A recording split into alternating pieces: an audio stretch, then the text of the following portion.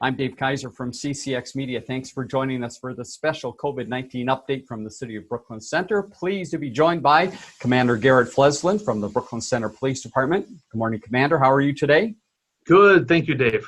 Thanks for joining us. We have a few things we want to update residents on, and one is package thefts. And Commander, give us a little bit of a rewind on this, what has been happening in the city, what you expected to possibly happen, and what the reality really is. Last couple of years, right around the holiday season or a little bit before the holiday season, we would generally see an uptick in package thefts. We'd get all kinds of deliveries as we get our holiday shopping done. They'd be delivered to the front door while we're working, and before we could get home and get those packages, someone would take a crime of opportunity, see it, and take it. Honestly, I thought we were going to see an uptick because I assume most households are kind of like mine, and that with this shelter-in-place order, spending more time at home, my household has been buying a lot more stuff online, getting it delivered to the front door. As I look back at some of the crime stats we've had over the last couple of months, I haven't seen that uptick, which, to be honest with you, surprised me. So I'd like to take this opportunity to let everyone know, whatever you're doing is working. Can we keep it up? I think part of this is we're all at home and may be able to recover or retrieve those packages that get delivered in a timely manner. So I'd really encourage everyone to continue to be alert and be aware when your packages are going to be delivered and try and prevent them from being left out front any longer than they need to.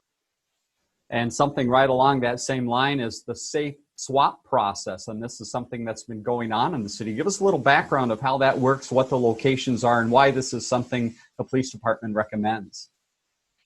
Sure. A couple of years ago, we, along with a lot of other cities and departments, recognized that there was more and more online commerce taking place. People were finding each other over a variety of websites to sell merchandise, sell used merchandise. Yeah. And eventually you can coordinate all that, but you got to come up with a specific spot where you're going to meet, exchange the product for.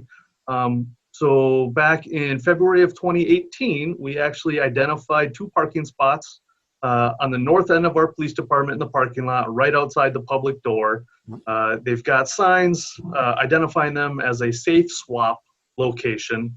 And the idea is, let's say I reached out to you, Dave, and we were going to sell some old fishing equipment or something. Right. And I was going to give you $20 for an old fishing rod. Well, we needed to meet someplace to exchange that. We could identify, hey, let's meet at the Brooklyn Center Police Department out front, where hopefully it's as safe a spot as we can have it. We've got surveillance cameras recording it 24 hours a day. It's available 24 hours a day. So whenever a convenient time for us to make this arrangement, we can meet there and make the exchange. Couple of ground rules. We don't have police officers stationed there to monitor this 24/7, but and we're not going to keep a track or keep a log of this. But what we will do is, if you do want to make a request for an officer to be there, as long as our staffing allows and calls for service allow, we can try and be there to help monitor that. And it's not just for selling products; it could be for custody exchange. If we're going to transfer for this weekend of parenting or something, it's just a nice, safe spot that you guys can conduct business. Very good idea. Final note, while we have you, let's talk a little bit about auto thefts and car thefts and just some timely reminders for people to always keep in mind. Absolutely.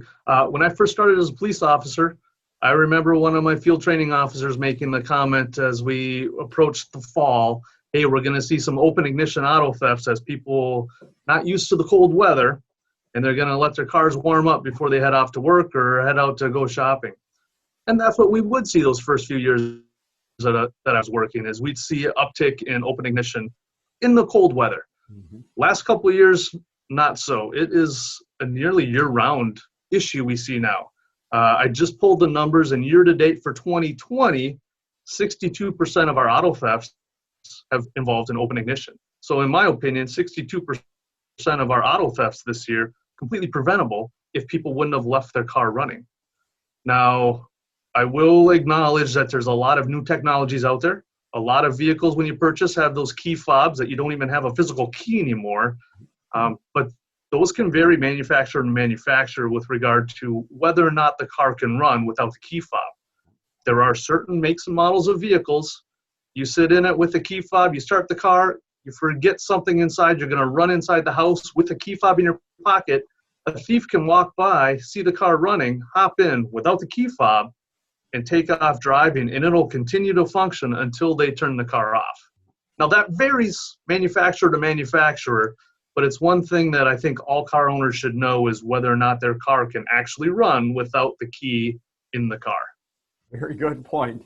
Commander Flesland, thank you so much for the information once again. And as always, if people want more information from the City of Brooklyn Center, go to the website, cityofbrooklyn.org, or the commander and the rest of the staff have a great Facebook page through Brooklyn Center Police, so you can go there as well. Commander, thanks for your time. Have a great day. You bet, Dave. Thank you. Learn more about The Connection at ccxmedia.org and follow us on social media.